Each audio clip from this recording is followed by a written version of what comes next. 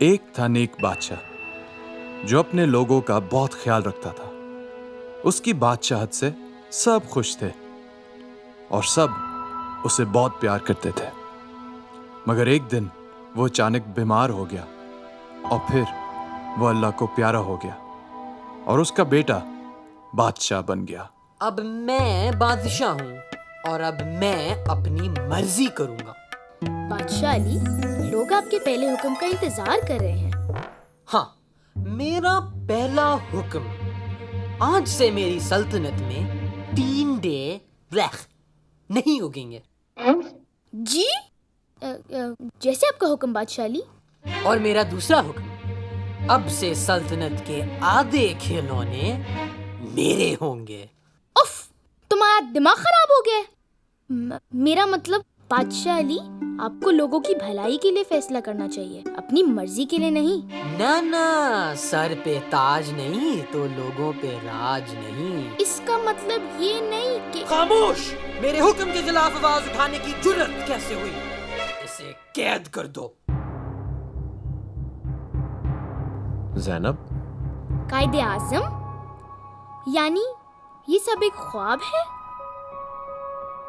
قائد، میں بادشاہ علی کو کیسے سمجھاؤں کہ اس کے فیصلے صحیح نہیں ہیں اور ان سے لوگوں کو نقصان ہوگا؟ زینب، بادشاہی نظام کا یہی تو مسئلہ ہے. اگر بادشاہ اچھا ہو تو نظام صحیح چلتا ہے، لیکن اگر بادشاہ ٹھیک نہ ہو تو عوام کی کوئی آواز نہیں ہوتی. بادشاہ ہمیشہ اپنی مرضی کرتا ہے. تو ایسا کوئی طریقہ نہیں کہ بادشاہ ہمیشہ لوگوں کی آواز سنے؟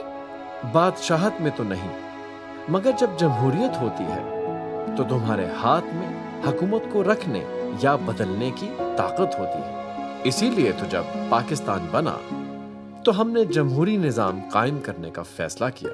پر میں اکیلی کیا کر سکتی ہوں؟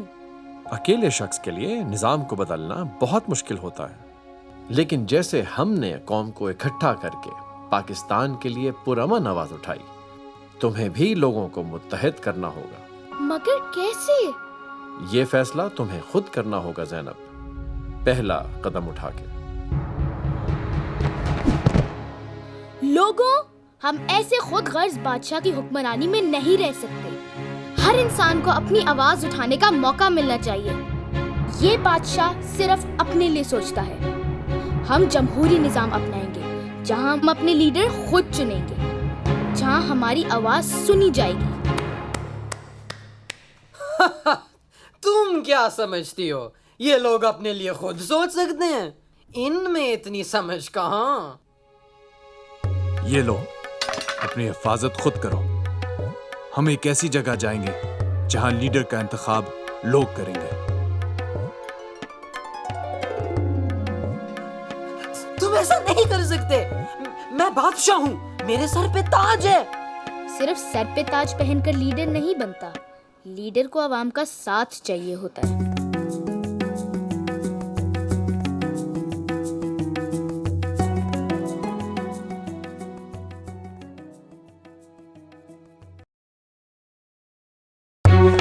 کلاس، اگلے ہفتے مانیٹر کے الیکشنز کے لیے ہمارے پاس 2 امیدوار ہیں، سارا اور مہنور.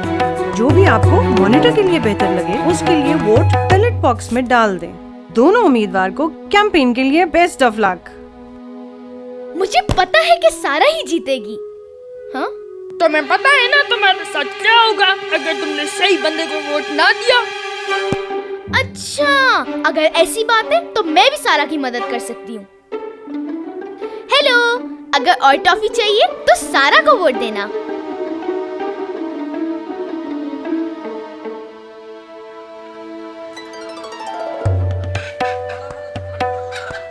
ووٹ بیچو، کیلا لے لو.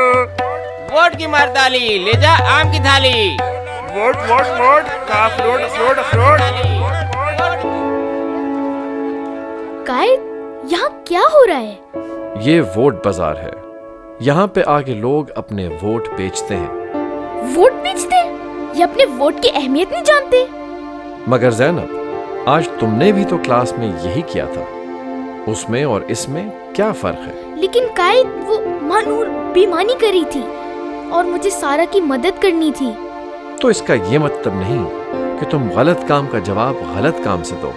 इलेक्शन और जमहूरी निज़ाम तब चल सकता है जब इलेक्शन साफ और शफाफ हों, जिसमें लोग अपने ज़मीर से सोच समझकर वोट डालें।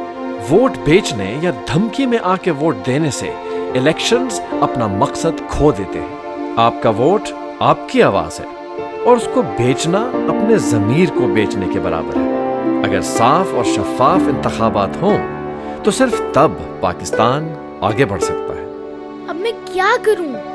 इसका फैसला तुम्हें खुद करना होगा ज़ैनब, पहला कदम उठा के।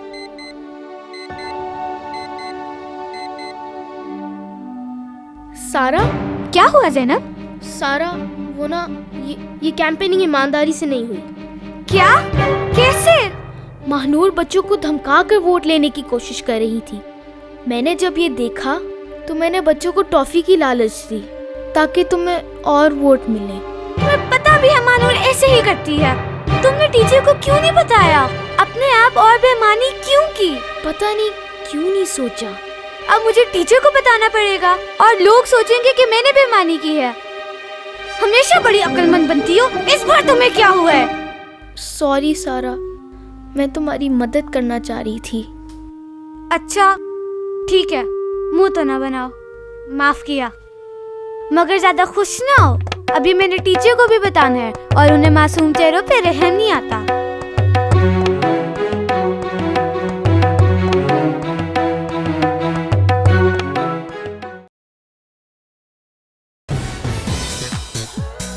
सॉन्ग आइडल में खुश आमदीद। अब स्टेज पर आकर परफॉर्म करेंगी आलिया।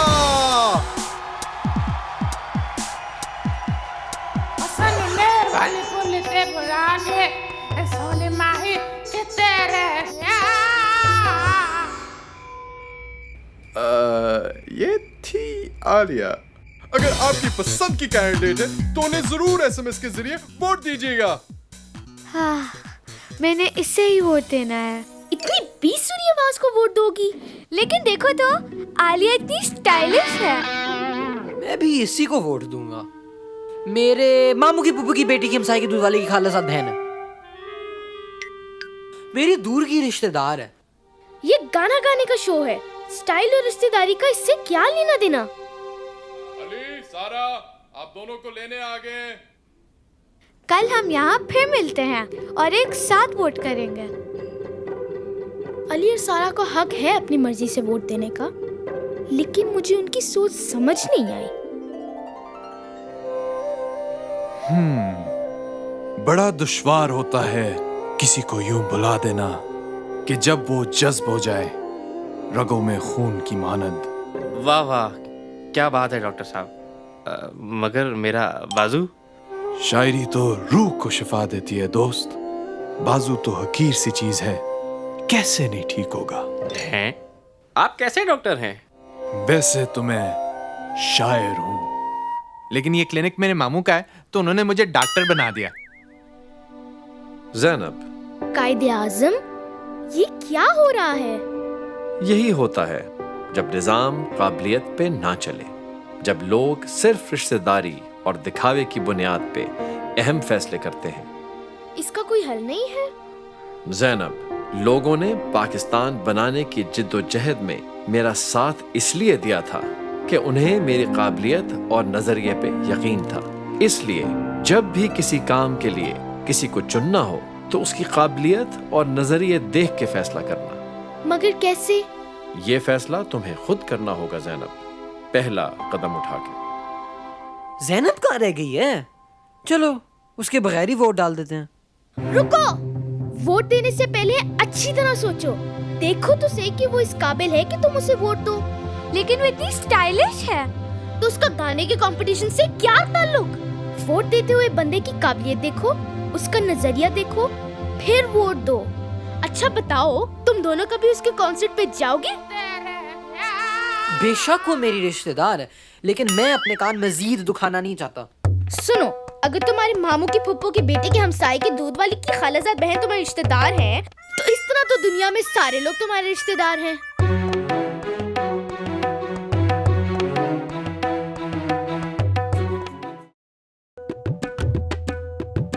आज तो स्कूल में इतना पढ़ लिया कि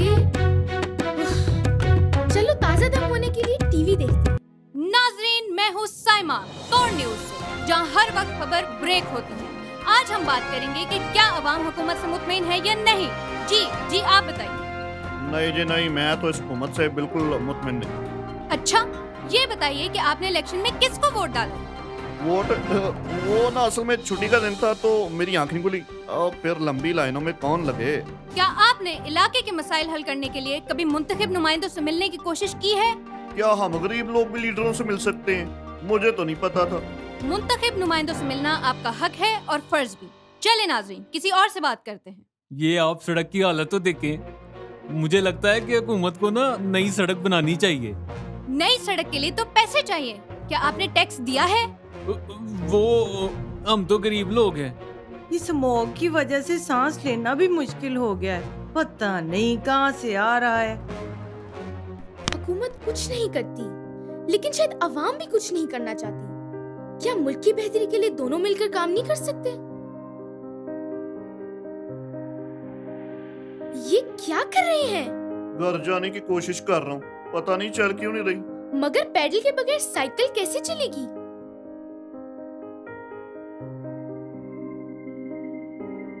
ज़ैनब, कायद, ये सब क्या हो रहा है? ज़ैनब, कई लोग ये चाहते हैं कि कुछ किए बगैर ही सब कुछ मिल जाए। क्या? ज़ैनब, जैसे साइकिल चलाने के लिए पैडल का चलना और खाने के लिए आग का चलना जरूरी है, वैसे ही अच्छी रियासत के लिए मुतहर्रिक और जिम्मेदार शहरियों का होना बहुत जरूरी है। हुकूमत का ये फर्ज है कि लोगों के मशवरे से अच्छी पॉलिसियां बनाएं और अवाम को भी मंसूबा साजी में शरीक करें, जबकि अवाम की जिम्मेदारी है कि वो इंतखाबात में हिस्सा लें और अहम फैसले करने में हुकूमत की मदद करें। ज़ैनब, अगर अवाम को लगता है कि हुकूमत अच्छे से काम नहीं कर पा रही तो उन्हें चाहिए कि वो मसाइल हल करने में हुकूमत की मदद करें, और अगर फिर भी वो अवाम की उम्मीदों पर पूरा ना उतरे तो उनका एहतसाब करें। मगर वो कैसे? ये फैसला तुम्हें खुद करना होगा ज़ैनब, पहला कदम उठाकर। जी नाजरीन, आज भी यहाँ स्मोक बढ़ता ही जा रहा है। नाजरीन, ये छोटी सी बच्ची देखें, इसका तो कद भी स्मोक की वजह से छोटा रह गया है। जी, इससे बात करते हैं। हमें इस स्मोक से बचने के लिए क्या करना चाहिए? मुझे ये लगता है कि हमें अपनी जिम्मेदारी पूरी करनी चाहिए जो हमारे इख्तियार में है। मसलन इस आग को बुझाना चाहिए जहाँ से धुआं पैदा हो रहा है। हुकूमती एहलकार आ चुके हैं, आग बुझ चुकी है और माहौल भी बेहतर हो चुका है, और ये सब कुछ कर दिखाया है इस छोटी सी बच्ची ने। तोड़ न्यूज से साइमा को इजाजत दीजिए। अल्लाह हाफ़िज़।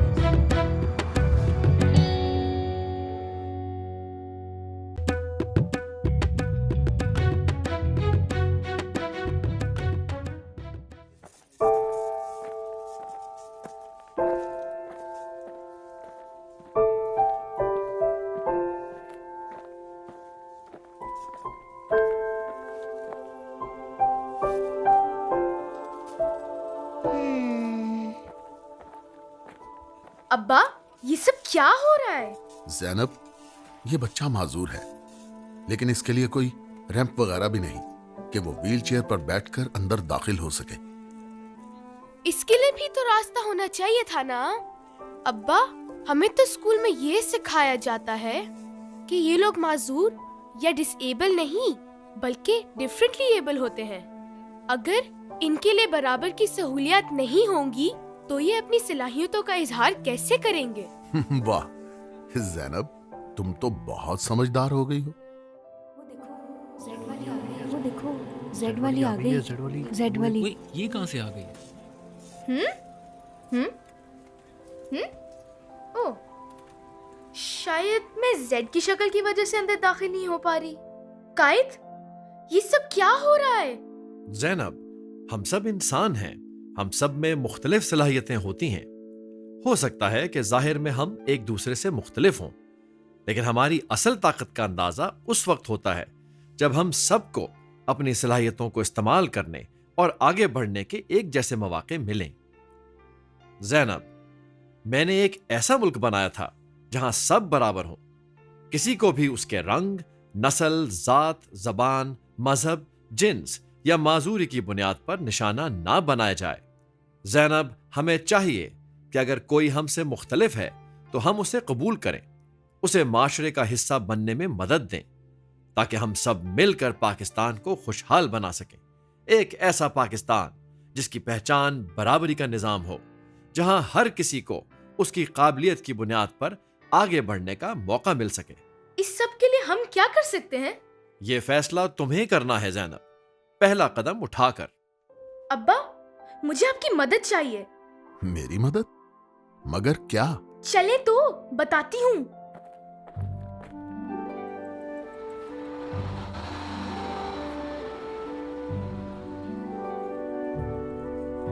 کیا آپ نے یہ سب میرے لیے کیا ہے؟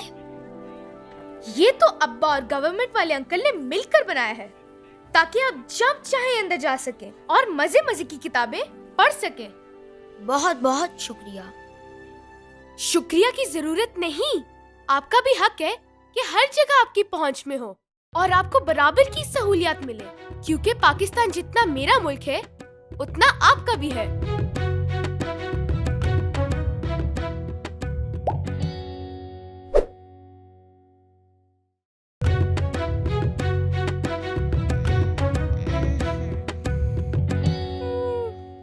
پارلیمنٹ سینٹ کے پاس جاتا ہے یا سینٹ قومی اسمبلی؟ اوف، یہ سب اتنا مشکل کیوں ہے؟ صبح پیپر بھی ہے اور یہ سب کیسے یاد ہوگا؟ اوپر سے یہ نیند۔ جاگو زینب، سونا نہیں ہے۔ یس، اب میں جاگ چکی ہوں اور اب میں نہیں سوں گی۔ یہ قومی اسمبلی کیا ہوتی ہے؟ قانون کیسے بنتا ہے؟ یہ سینٹ کیا ہے؟ مجھے نہیں پتا، مجھے نہیں آتا۔ لیکن میں آپ کو یہ سب بتاؤں گی زینب۔ آپ کون ہیں؟ میں آئین پاکستان ہوں۔ واو! میں آج آپ کو جمہوری نظام اور جمہوریت کی کہانی سناؤں گی۔ جمہوری حکومت کے 3 ستون ہوتے ہیں: عدلیہ، انتظامیہ اور مقننہ یعنی پارلیمنٹ۔ پارلیمنٹ جمہوریت کا سب سے اہم ستون ہے، جہاں عوامی نمائندے ہوتے ہیں۔ قانون سازی اور انتظامیہ کی نگرانی پارلیمنٹ کی اہم ترین ذمہ داریاں ہیں۔ پارلیمنٹ کے 2 حصے ہوتے ہیں: قومی اسمبلی اور سینٹ۔ قومی اسمبلی کے ممبران کا انتخاب عوام کرتی ہے۔